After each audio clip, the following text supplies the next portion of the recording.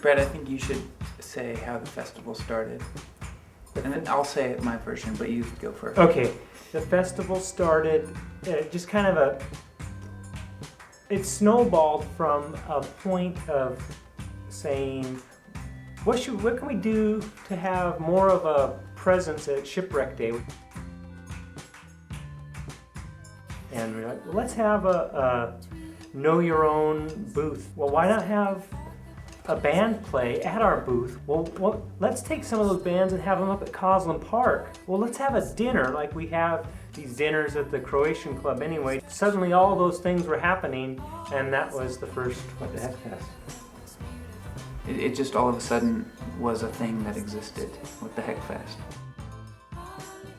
I always wondered why it's called that, but my guess has been that it was called that because that's kind of how the festival started. What the heck, why not do this? Whoops, it accidentally happened. It grew into a festival. Yeah, I can't remember how that name came up, and I don't know who to blame for it. Kind of well, why not do this? It's pretty apathetic sounding. It's pretty kind of like half-hearted, I guess. I think half-assed is a part of how I present the Anacortes culture. It's kind of a perfect half-assedness that maybe some people call balance.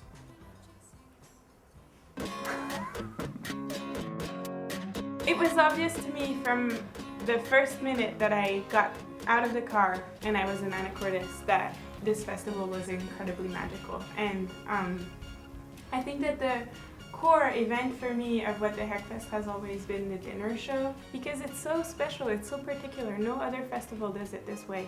We have this dinner that's catered and allows audience members to eat at the same table as the performers, and it really brings this sense of community that we're sharing a meal, everybody together. Yeah. It's like local food too, like our family friends are cooking the meal and it's just like yummy. Yeah, it's always so good and it feels like somebody's taking care of you. Mm-hmm.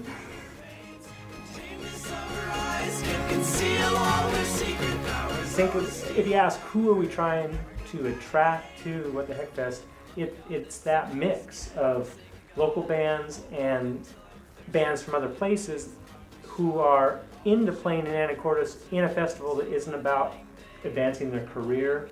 It's just about being here and having a good time. And audience members as well, that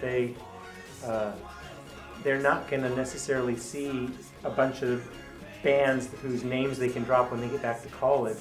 You know, their horizons are opening as well about what music can be. You have the band on stage and then you can have the teenagers closer to the stage that are really, really wholeheartedly enjoying the show without caring about the fact that their parents and younger siblings are behind. Just this feeling of togetherness that's just, I mean, I know it's kind of corny to say togetherness. Well, it's been important to me to think that every year that we were having What the Heck Fest, it was the last year that we were going to do it. But just because it's so much work. And it's like that every year. It's like, why? How does this make sense that I'm super stressed out from February until July? But then the festival happens and it's really fun.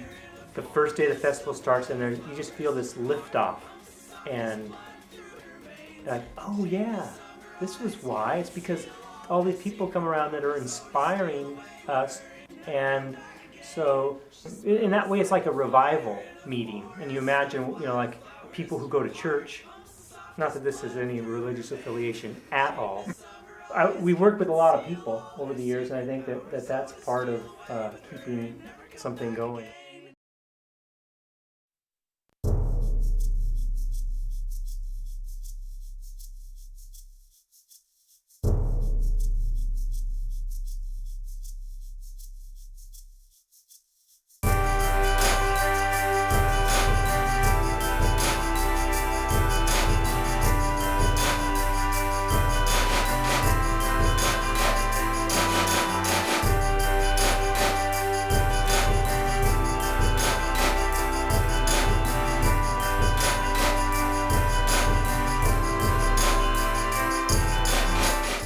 kind of been defined too by the parameters we put on it, which are where it happens.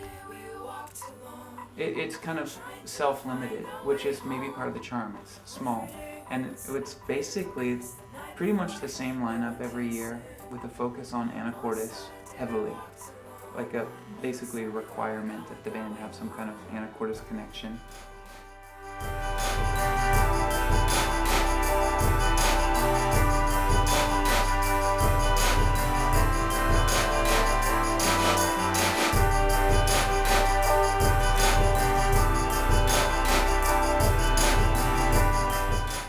It had momentum, it had success because it was just waiting to happen all along, and we just tapped into it. And like, you know, there's a way in which it was like, well, it's about time you finally got around to this. We sell passes to people from all over the region and all over the world. And that's always been the kind of miracle of it, is seeing somebody from, you know, Japan or Norway. That seems amazing.